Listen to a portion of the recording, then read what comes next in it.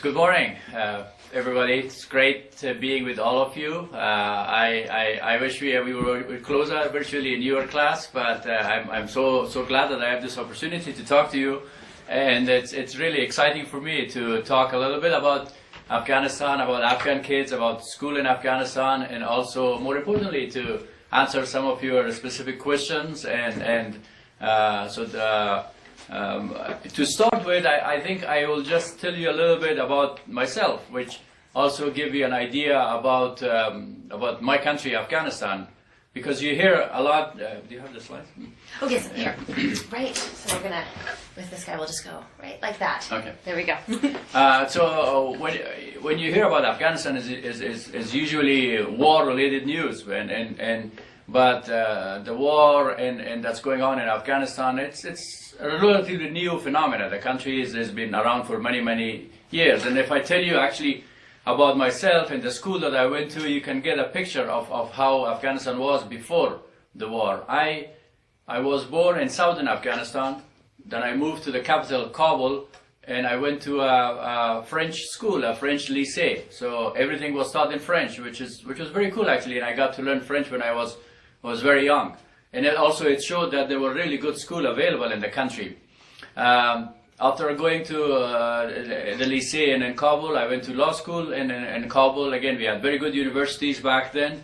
The country was small, the country was poor, but still the education system was functioning very well. We had one of the best universities in the region. But unfortunately, after that, the war started, and that destroyed a lot of things. And that's how a lot of people hear about Afghanistan, is because of the war that started in 1980 with Soviet Union coming to Afghanistan, and then when the Russian left, there was a civil war. So I will talk with you quickly actually today about the land, about some of the important economic issues in Afghanistan, about some of the social issues that are facing in Afghanistan, especially access to education, women's rights, and things like that, and a little bit about security, because some of your parents or people that you know might have served in Afghanistan as soldiers or as NGO workers and others. So I'll answer your questions. So the country of Afghanistan is the size of the state of Texas, so slightly larger than Montana. The population is about now 30 million. The country is landlocked. That means we don't have beaches. We don't have access to the ocean, and it's located kind of in the heart of Central Asia. It connects the Indian subcontinent with what is Russia and Central Asia on one hand, and then China and the Middle East on the other hand. And as you can see from that location, you see the influences of all these different kind of cultures and civilization. As far as the season, you can see in some of these pictures, it's very diverse landscape. We have high mountains, very similar to Montana in central Afghanistan and northern Afghanistan, and then we have flat land in southern Afghanistan. We have 4 seasons, pretty much like Montana. In Kabul, for instance, it snows a lot, and Kabul is the second highest capital in the world after La Paz. It's pretty high elevation, but then we have places in the south that are pretty flat. Afghanistan has natural resources. Afghanistan has oil, iron ore, copper, and metals, but the main livelihood of the Afghan people is agriculture. We produce some of the best fruits in the world that has been sold actually regionally, and in Dubai and Moscow and India. So the economy is more or less agriculture based. As I told you, because we are on the crossroad of different civilizations and different cultures, the country has been around for 5,000 years, and now there's a significant increase in people living in the big cities. We have 60% of our populations are under the age of 20. A lot of young people living in the country, which is a great opportunity. Each one of them is a big asset for the country, but also a challenge to provide them for schools, to provide them job when they grow up from school or universities. We have different ethnic groups in Afghanistan, like many other countries, but keep in mind, some people talk about that there are just a lot of ethnic groups in Afghanistan and therefore there's war there. A lot of you know that's not true. In many places in the world you have different ethnic groups living together. For instance, there are more ethnic groups living in New York City than in Afghanistan, but that does not mean that there should be war and violence in this place. It is, the fact is that how you mobilize, how you direct this diversity into a positive channel, and if that's what it creates actually difficulties or problems. So the diversity by itself is a good source of wealth and creation. So if you've seen the sites of pictures of Afghanistan, you probably know this. There's all kind of influences from different cultures, from Buddhist to Islamic to Chinese to Greek styles, because as I told you, we have been on a crossroad of cultures and civilizations. An important part of the Afghan culture is poetry and mysticism. So people, especially young boys and girls in your age, there's a tradition of reading a lot of poetry, memorizing poetry. That's part of the culture. And the Afghan cuisine is a combination of Indian, Chinese, mixed all together. The food is not as spicy as Indian food, but we have a lot of actually dishes that are similar to Chinese dishes. A few quick notes about what's really happening in Afghanistan. In the past 10 to 12 years, when the new government was established, when the Taliban was pushed aside, the primary focus of the Afghan people, of the Afghan government, with your assistance, with the assistance of the United States and many other countries, it's not only the United States, keep in mind that 41 countries have troops in Afghanistan, 41 countries from all over the world. And so there has been a lot of improvement in the quality of the life, especially healthcare, education. Kabul used to be a relatively small, sleepy city. Now the population of Kabul is about 5 million. It's a big city and it's very busy. Every time that I visit, and I go very frequently to Kabul, almost every other month I go back, you see that people are building their houses, the businesses are flourishing. So there's a lot of activity in the population, which was actually around 1 million. Now it's jumped to 5 million. And of course, when you have people living in big cities, it provides an opportunity for them to be reconnected, to enhance the creation of a sense of national identity. But yet also you have challenges such as pollution, such as substandard housing. So we're dealing with all of that. What was important for us, I told you at the beginning that our important asset is to being on the crossroad of different cultures and civilizations. So being on the crossroad means that we have to work hard to build the roads, the airports, and the infrastructure in Afghanistan to reconnect the country, to make sure that we will become a hub of commerce. And that's what we did. We have built more than 11,000 kilometers of roads and railways, or some of the cities in border cities of Afghanistan now are connected through railway to the neighboring countries. And so connectivity for us is key. We were among the first countries in the region that built actually a fiber optic ring to make actually the information available to all the population, but also connect different parts of the world. Those of you who know a little better the region of Central Asia, you know that because the Soviet Union was there for a very long time, that part of the world is a little bit disconnected with the rest of the world. So, and some of the policies there are also restrictive, like it's very hard to get visas to go to certain countries like Uzbekistan or Turkmenistan. So we're struggling with the issue that some of our neighbors are relatively close. They don't like to interact a lot, and we do need to interact with them because we are landlocked. We need them, and we think they need us too. So the average growth rate in Afghanistan, it has been over 10% in the past 10 years. It varies from about 6% to almost 22%, but if you average it out, it's about 10%, which is a solid growth for a country like Afghanistan. But keep in mind that we are starting from a very low base. Even 10% growth does not mean a lot of improvement in the life of people because we were very poor. We started from almost zero. a few simple examples that you can understand. When I went in 2001, when I went back to Afghanistan, there was only 4,000 telephone, mostly landline. Now 20 million people have cell phones. Almost 2/3 of the population has cell phones in Afghanistan, which is a good way of being connected with the rest of the world. We have, for instance, we have a lot of the products that are available now in the US, including mobile banking, for instance, are available. Our soldiers are now getting paid through their cell phone.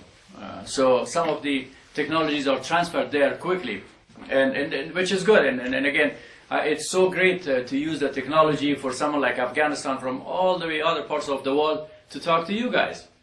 And I look at the map of some of the places where your schools are located. It's such a great pleasure for me to talk to you guys, and some of the places that I never heard of. So, but this is the advantage of technology. I can talk to you, I can talk to you about my country, and I can answer your questions. So, and we're using similar technologies in Afghanistan. Some of our universities now have virtual classes that are connected with the outside world because we don't have a lot of good teachers and professors. That's one of the biggest problems for us, and that we don't have qualified people to do many things in Afghanistan, including actually leading the educational sector. Again, here I give you just a brief comparison. Before 2001, during the Taliban, there were only 800,000 boys in the schools. They were mostly boys. Girls were not allowed to go to school in many areas. Now we have 9.2 million boys and girls going to school. 35% of the students are girls. We had less than 20,000 teachers. Now we have 200,000 teachers. School buildings and vocational schools. Everything is being built. Again, as all of you know, by building a school, does not produce the best possible school. We still have to work to have good teachers there, to have good books there, to have good curriculum, and these things gonna take time. But at least the schools exist in Afghanistan, and it used to be before 2001 that many schools were under a tree or under a tent. There was no really building for schools, but this is changing. Almost every school in Afghanistan now is housed in a building that has a roof on it. And the number of the students going to the universities have also increased, so I'm not going to talk about that a lot, but just an example of from 4,000 students that was in the country in 2 universities, now we have 120,000 students in more than 72 universities, both private and public universities. And it's a significant increase. A lot of people who have gone to the school now are continuing their education at the universities. A lot of you have heard about the discrimination that Taliban had against women, particularly in Afghanistan. And now the constitution not only allow women to participate in every aspect of life, being employment. We have women in Afghanistan that are ambassadors. We have women that are ministers, teachers, you name it. And every field of the life is open to them. But again, it's easy to change the law to allow women to go to school, to have these jobs, but it's a different thing to have the proper education to enable the woman to get these jobs. And education, when you talk about giving equal rights and opportunity for women, you have to educate both men and women about that. And this is, again, another long-term project that's going to take a while. But as an example, like 27% of government employees in Afghanistan are women, and which is a significant increase from 0. But still, that number should go to 50%. It's going to take a while. As I told you, some of you may have actually family members or heard of family members fighting in Afghanistan. We appreciate very, very much the fact that these people are leaving their family, their children here, and are coming to fight in Afghanistan, to make Afghanistan and the world a safer place for you, for us, for the rest of the world. But at the end of the day, the responsibility of fighting should be the responsibility of the Afghans.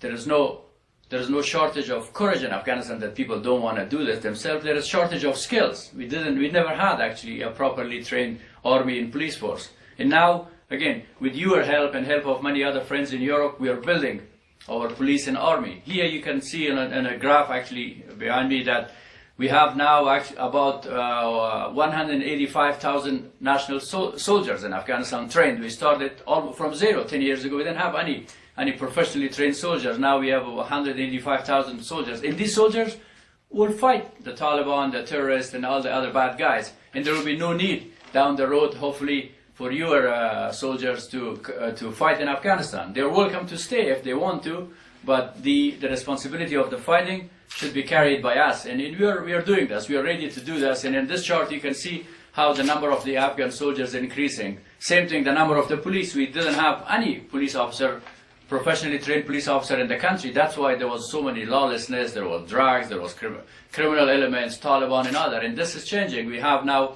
about 145,000 police officers that will take the responsibility of security in Afghanistan. So once again, so your sisters and brothers or your parents does not have to be killed in Afghanistan, and that part of the war, that part of the peace of the world will be carried out by us, by Afghans.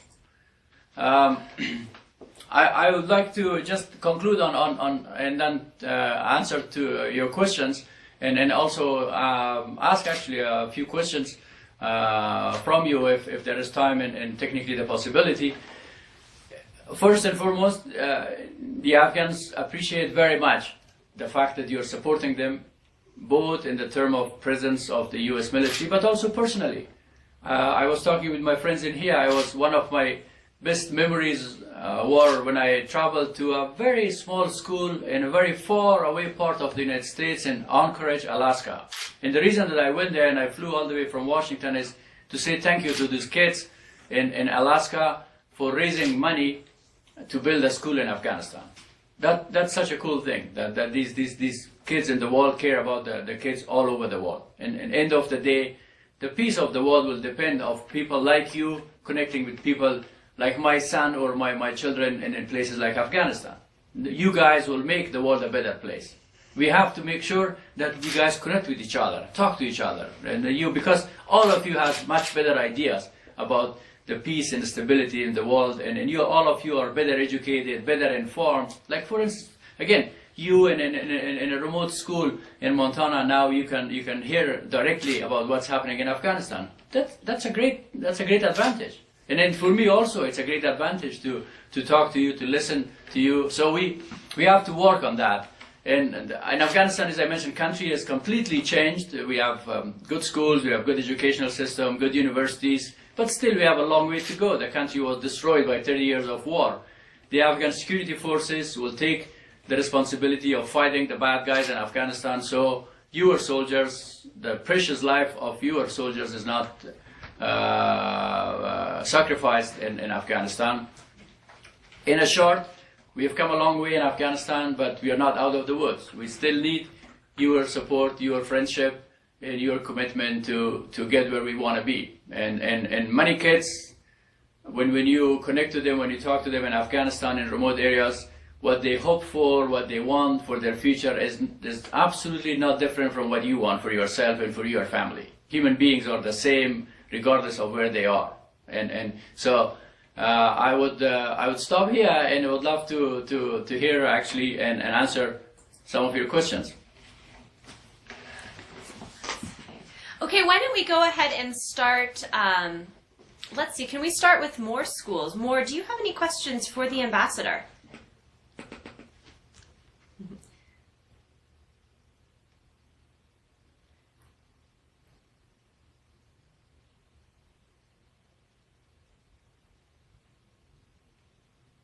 Hi, Ambassador Jawad. My name is Megan. Hi.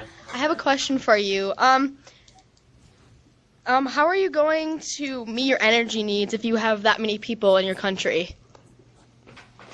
That's a very good question. And especially electricity is a challenge right now. So what we are doing, we are importing electricity right now from our neighboring countries, because especially our neighbors to the north have a lot of water. They're high mountains, so they produce electricity through hydro means, through rivers and dams. So we import electricity from there. Afghanistan has enough deposits of natural gas and oil. We are developing these natural gas and oil deposits to use it. But immediately, especially for our big cities, we need electricity because more people are living in a better houses that use more electricity. People are using computer and others, so that the usage of the electricity is going up rapidly, and we are bringing this electricity from right now from Uzbekistan and Turkmenistan, our neighboring countries. Thank you. Do we have any other questions for more?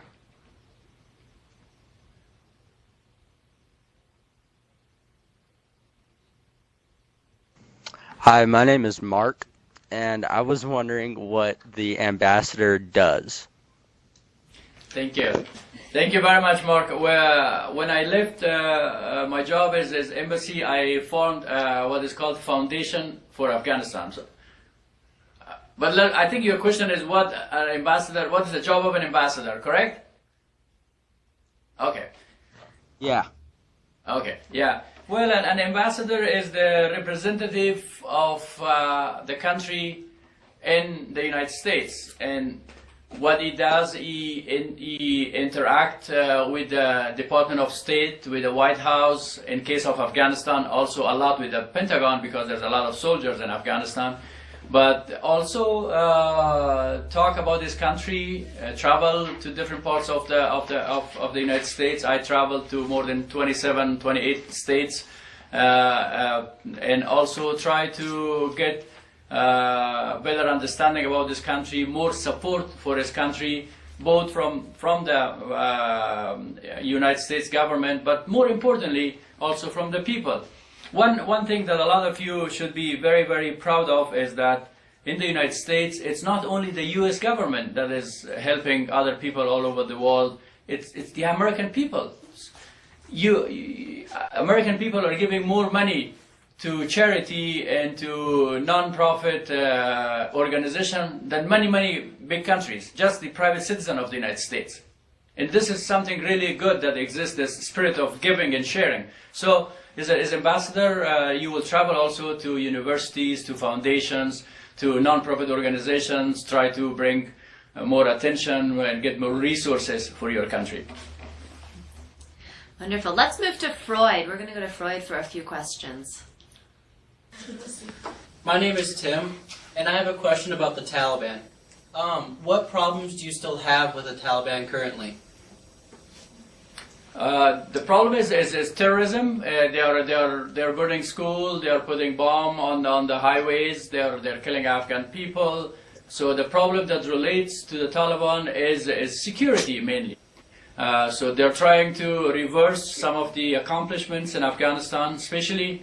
They're opposing education, and the reason that they're opposing education is that because they're afraid of young people like you and others that are energetic, that have new ideas, because extremism and fundamentalism is about controlling, and the only way that you can control people is by keeping them ignorant. You don't want them to get educated. That's why the extremist group all over the world, not only Afghanistan but also Saudi Arabia, many other countries, are coming down very harsh on young people. They're not allowing, especially girls, to go to school because they fear that when people are better educated, better informed, then they lose control. So extremism and fundamentalism all over the world, it could be Islamic extremism, but it could be any other kind of extremism of any other religion, is based on the fear of losing control. So but when they fear that they're going to lose control, something new is coming up, so they push back. And by prohibiting education, school, and the way that they carry this out, you cannot argue. So the way they carry it out is by violence, by killing, by bombing, by assassinating, and by attacking not only our security forces but also our population. Freud, do you have another question? That was a very good question. Mm-hmm.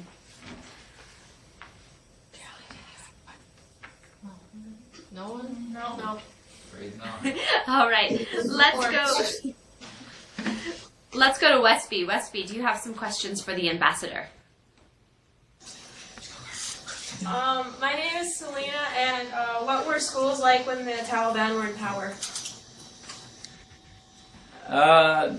There were very few schools for girls, and those few schools for girls were usually managed, operated by NGOs. So the government school does not allow girls to enroll.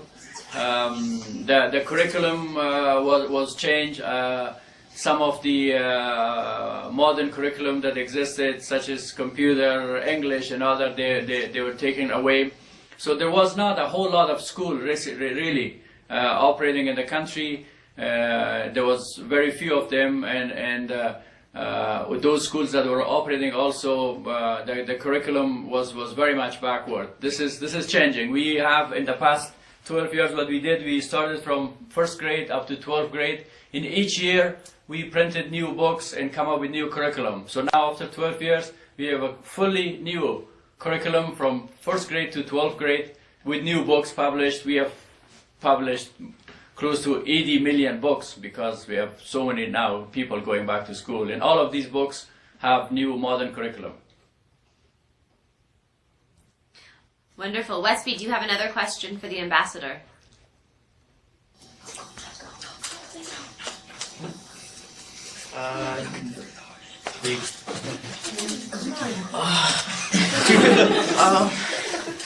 My name is Cleve, and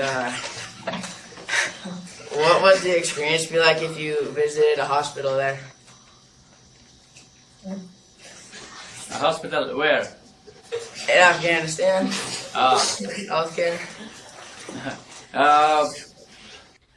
It depends actually. If you are in a big city like Kabul, the hospital is not that different from here now. But if you are in remote places, then in most cases there are only small clinics, not really advanced hospitals. Because in remote places, you should realize that what people are dying from, in most cases, are simple condition like giving birth and others. So therefore, there's no advanced hospitals in remote areas that treat cancer or something like that, because there's no money to build this. So you build very simple clinics. It's mostly for moms who are giving birth and taking care of the children. So the clinics focus mainly on maternal care for moms and children. Wonderful. Let's move to Chinook. Chinook, do you have some questions for the ambassador? Hi, my name is Promise. My question is, from your perspective, what do you think the future holds for Afghanistan? Will the situation become much worse after the U.S. pulls out in 2014?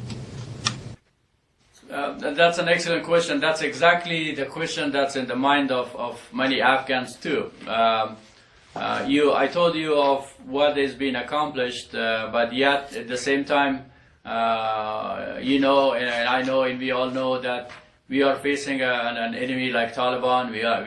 Taliban are able to find financial and logistical and ideological support in Pakistan and other places. I am confident that Afghanistan will not go back to the days of the Taliban, that's for sure, because we have so many Afghans that have completely changed because of the education and access to information to the rest of the world. But at the same time, chances are that in 2014 or 15 we see an increased in violence because with the international United States and other NATO countries leaving, some of our neighboring countries may try to fill this vacuum by being more aggressive in Afghanistan. But I am involved in private sector, I'm involved in education in Afghanistan, and I can assure you that Afghanistan is changed fundamentally.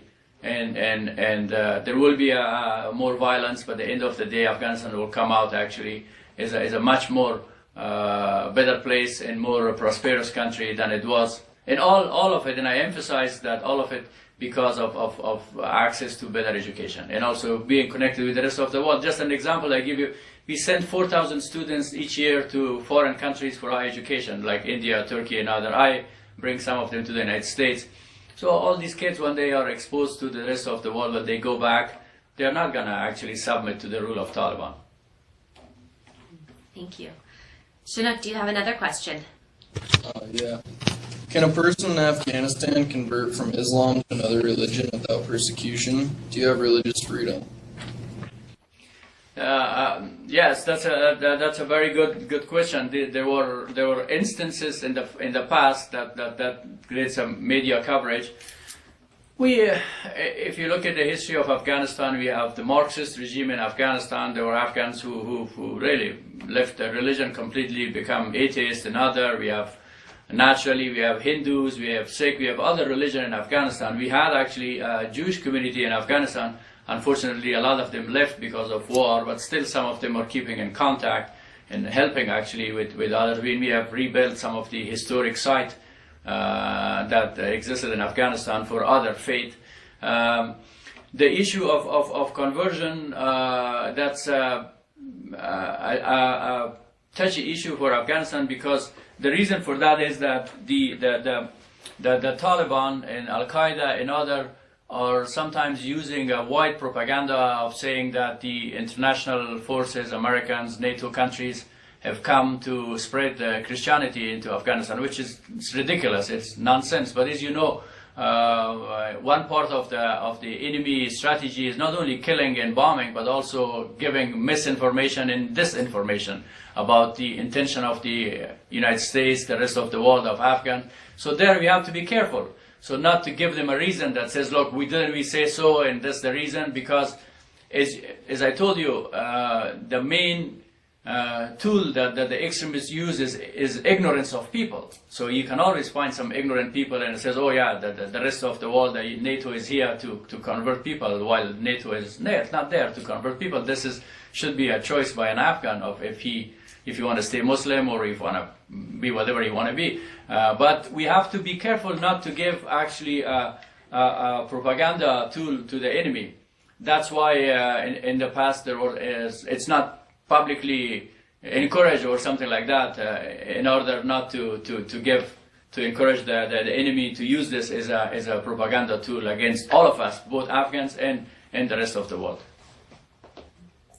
Thank you. Bothman, do you have some questions for the ambassador?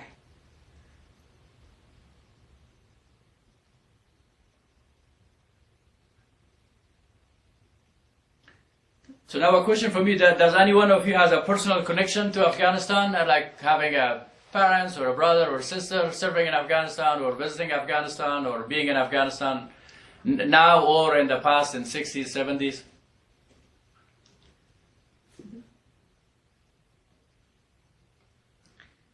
You can show by, raise your hands up nice and tall so we can see them.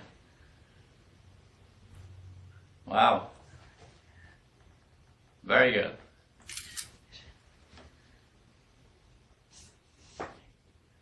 Wonderful. At this point, we're going to open it up. If schools have follow-up questions, if you can show us by raising your hand, we won't go in the round robin, but we'll go ahead to the schools that raise their hand. So I'm seeing Freud has a question. Hello, my name is Jordan. I was just curious, how is the Afghan government paying for all these schools and textbooks and stuff?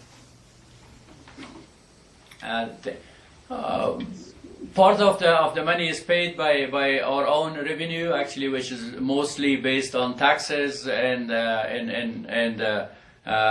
duties on import. A bigger part of it, especially building the school buildings and printing the new curriculums, is mostly held by the United States.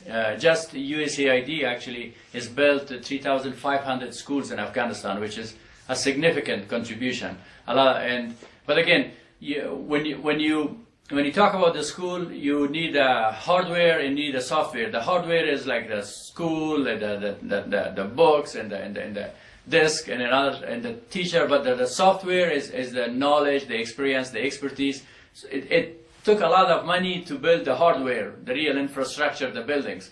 And now we have buildings for most of the schools. So the cost of operating the educational system will go down to a certain degree because the infrastructure is being built. Thank you. Let's see, other questions. Let's see. Bozeman, I see you've got a couple hands raised.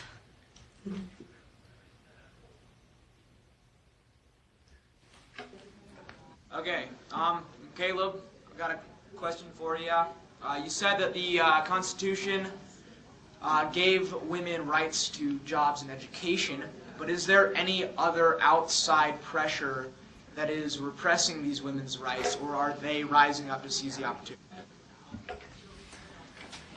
Yeah, the Constitution not only gives them equal rights, but we have also an affirmative action program. But what is really holding them back is culture. It's, as you know, it's very easy to change the law overnight. You can adopt a new law, but the condition of the woman will not change unless the culture has changed. And the culture in a country is changed only through education and economic empowerment. When a woman brings money back home and has a job to work outside, right away her respect will change inside the family. And also education, both educating men and women about the significance, the importance of women being an important member of the family and contributing equally to men. Bozeman, I noticed that you had another hand raised back in the back. Did you want to ask another question? Yeah. So what's the biggest difference that you've seen in the past 30 years in Afghanistan? Well, it was a big ups and downs. We started well from a peaceful, nice country, as I told you about my own experience, and then we went down toward the path of civil war, Soviet invasion, civil war, and then the Taliban, and then it's going up again, actually. The biggest change right now in Afghanistan is really the emergence and of a new generation of young Afghan. As I told you, 60% of the Afghan population is under the age of 20, and that means that a lot of these young Afghans have not experienced firsthand the brutality of the Soviet invasion or the civil war, and not only that, but they had access to better education. So with this, the Afghan society is changing. Some of the rivalries between the tribes and others are replacing, because now 4 million people live in Kabul, and these are people from all over the country with all kind of different ethnic affiliations. All of them now live as one big group of citizens of Kabul. Thank you. Let's see, other hands. Oh, Chinook. Chinook is very excited. Okay, Chinook. Any comments on the foreigners taken hostage by the Taliban when the helicopter made an emergency landing?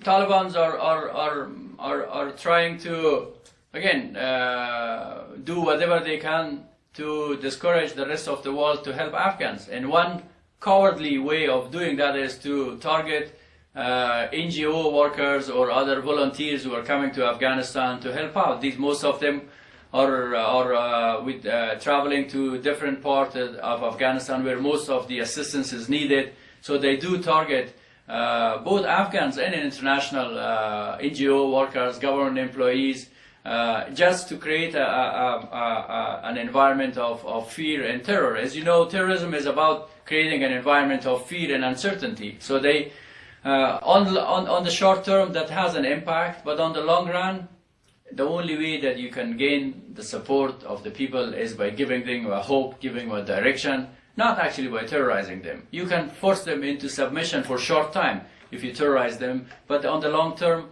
there will be no support for an ideology based on fear and intimidation. Chinook, I saw that you had several hands raised. Would somebody else like to ask a question? Any thoughts or comments on the huge Buddha statues that were destroyed by the Taliban? Yeah, my wife has built a school right actually at the foot of the two Buddhas that were destroyed. These two Buddhas, magnificent Buddhas, were one of them 52 meters high, almost 300 feet, that was there for 2,000 years. Beautiful site in a beautiful valley. Unfortunately, was destroyed by the same guys basically that destroyed the Twin Tower in New York.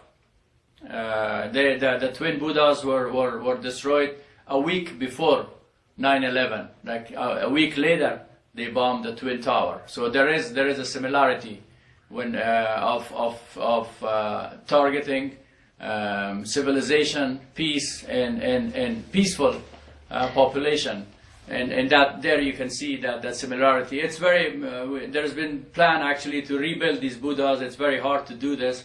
One of the projects that might get implemented with the help of Japan to reproject actually the image of these two big statues that were destroyed in whatever is remain on that hollow hole through laser, so you could see it at night. But that required actually some investment. But that one idea is to not to rebuild them, but recreate the image through laser lights. That at least some memories of those magnificent historic sites will stay alive. Thank you. Let's see. I'm seeing. Let's see. Is that a hand? Oh, you still have a few questions. We'll go with you, Shana. Go ahead. What style of music do people like in Afghanistan? I'm sorry, I missed that. What style of music do people like in Afghanistan? Yeah, the music is influenced a lot by the Indian music. We had actually our national orchestra about 2 months ago coming to the United States, performing at the Kennedy Center, but also in New York. And we were very proud of the fact that we could re-establish our youth orchestra. They came here and they were very well received because we have had actually music schools in the past in Afghanistan. A lot of them were destroyed. We are rebuilding that. But the music is a combination of Indian and then many Afghan instruments. But it's influenced to a big part by Indian music and instruments. Thank you. Let's see, Westby, I saw a hand raised over there. What kind of sports are played in Afghanistan? Good question. Soccer is the biggest sport. I don't know, for some reason the United States is the only country where soccer is not as big. Everywhere in the world, soccer is very big. We also play cricket, which is a game not played in many other parts of the world except some British countries, Afghanistan, United Kingdom, New Zealand, India plays cricket.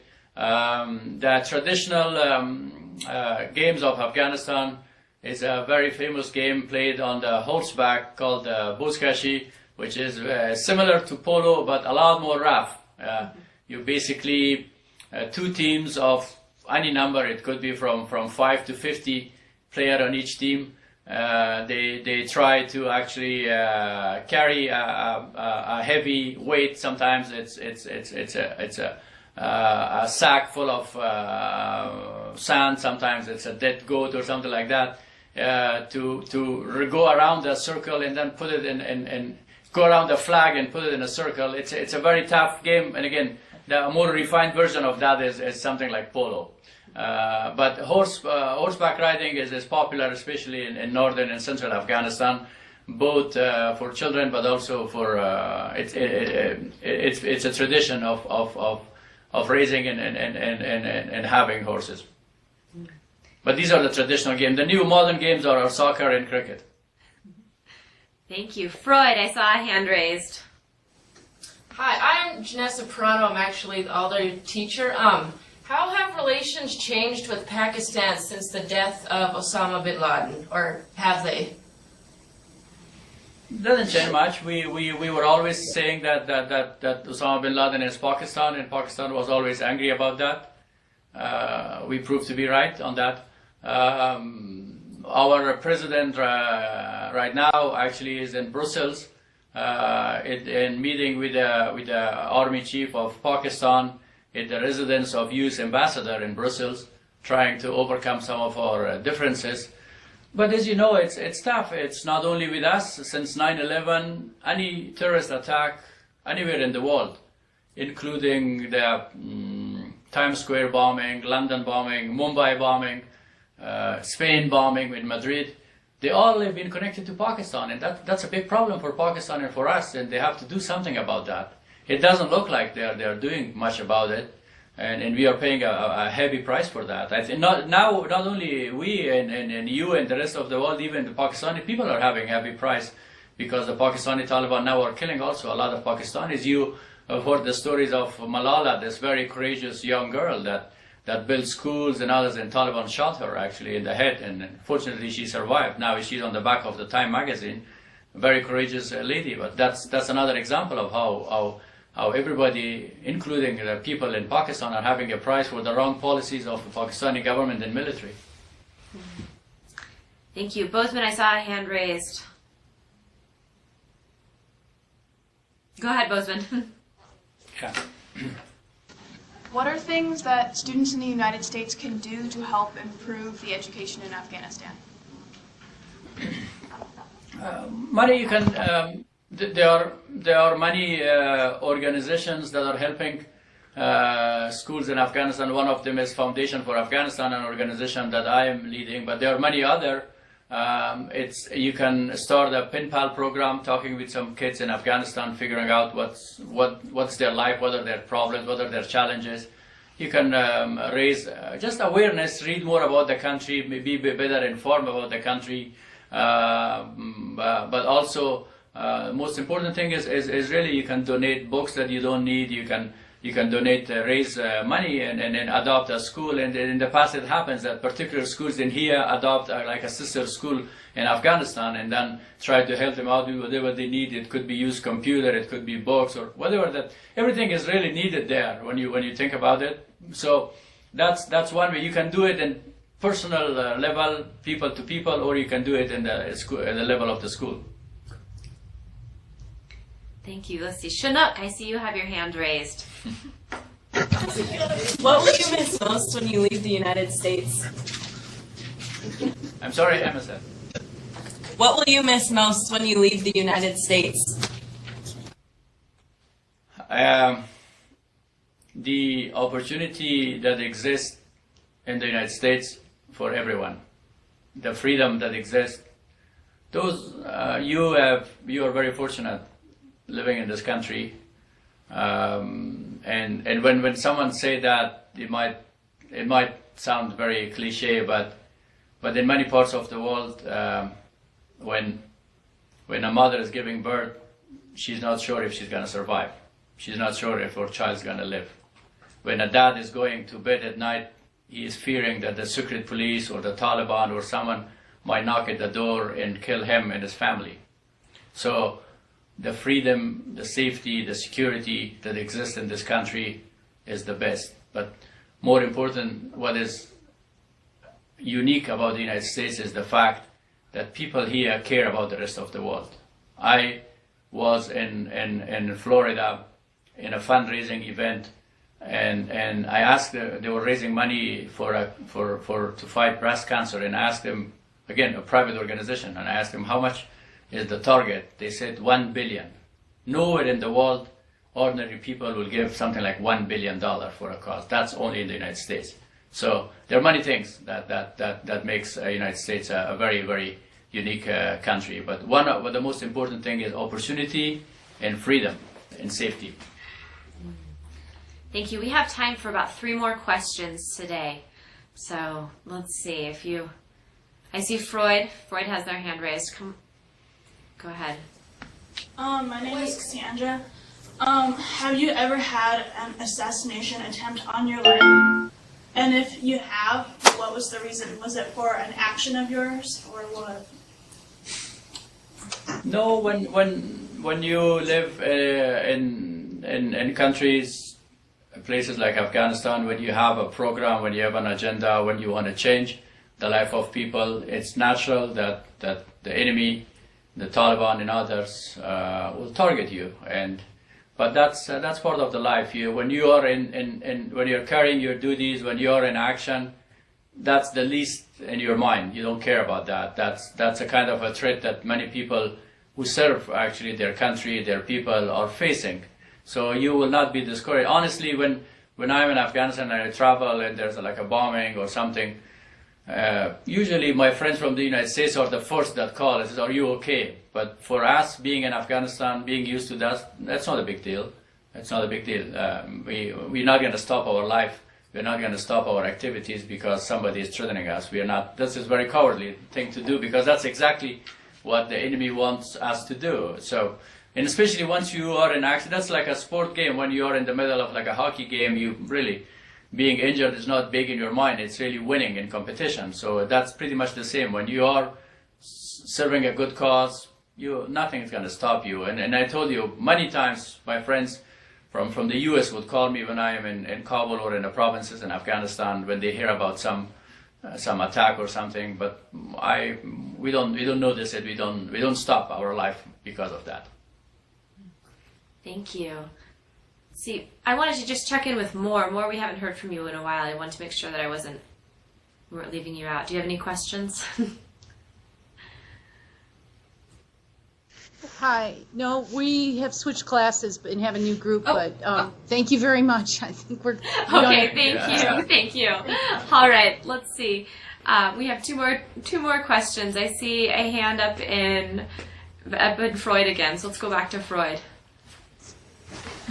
I was wondering to know what is your favorite fast food restaurant in America? Favorite? Yep. Favorite fast food restaurant? My favorite is what is called. It's a chain of Mexican food. Baja Fresh. Baja Fresh. I don't know if you have it here. It's an East Coast thing actually. It's burritos and all these kind of things. I like a little bit spicy food. Thank you. Anything else? Very good. Okay, well, one more from Chinook. Last one from Chinook. Do you think that more women need to be a part of your government? Yes, of course, and at the beginning, women that have joined the government are mostly because of the affirmative action, because of giving them actually the advantage, and hopefully, on the long run, they come based on their merit, and hopefully we will have actually a 50-50 quota. In fact, in Afghanistan, the population of male and female is not 50-50, it's probably 52 or something like that in favor of women, less men, because especially because of the 30 years of war, a lot more men have died actually than women. So that there is not an equilibrium there. But hopefully there will be at least 50-50. But there's nothing that will stop them. That the only thing that is really stopping them is to go back to school in a larger number. So far, only 35% of the school children are girls. That should change. That should improve and gets to 50%. And if we reach that, that's going to change the country drastically. Because as soon as a woman is educated, then she will make sure that her children go to school. So education for women improves the quality of the life for the whole family. Thank you. I would like everybody to join me in thanking Ambassador Jawad for...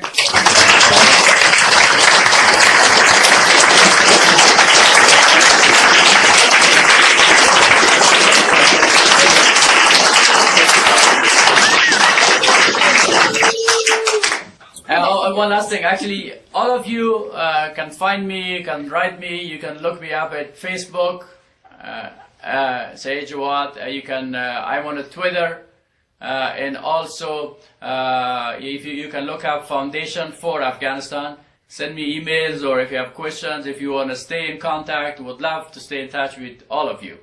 Thank you very much. Thank you. Thank you. Goodbye, everybody. Thank you so much for joining us this morning. Thanks for your answer.